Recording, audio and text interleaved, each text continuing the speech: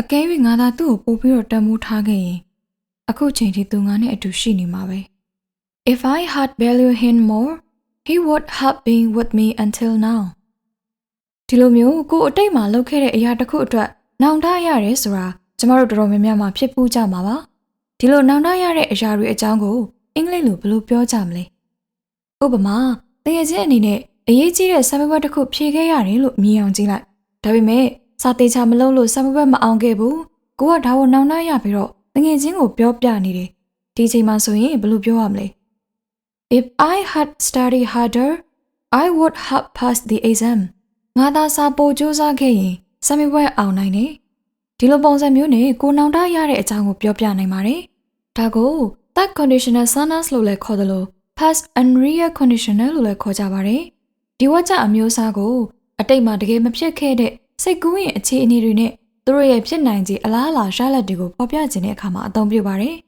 ခုနကဥပမာမှာဆိုရင်အတိတ်မှာလုံလောက်အောင်စာစူးစမ်းခဲ့တာမျိုးကိုတကယ်မလုပ်ခဲ့ဘူးတကယ်များလုပ်ခဲ့ရင်စာမေးပွဲအောင်နိုင်တယ်ဆိုတဲ့ရလဒ်ကစိတ်ကူးတတ်ပါပဲဒါဆိုရင် that conditional sentence ကိုဘယ်လိုသုံးလဲသိပြီဆိုတော့သူ့ရဲ့ sentence structure လေးကိုတစ်ချက်ကြည့်အောင်နော်ထုံးစံတိုင်းအစမှာ if နဲ့လာမယ်သူနဲ့အတူ past perfect tense ကိုတွဲပြီးတော့သုံးအောင်မှာဖြစ်တယ်အဲဒီနောက်မှာဆိုရင်တော့ perfect conditional tense ကိုလိုက်ပေးရမယ် perfect conditional tense ဆိုတာက would plus have plus verb 3လို့အများသိကြတဲ့ past participle ဒီလိုပုံစံမျိုးဖြစ်ပါတယ်ကြည့်ဒါဆိုရင်အချုပ်ပြောရမယ်ဆိုရင်တော့ that conditional sentence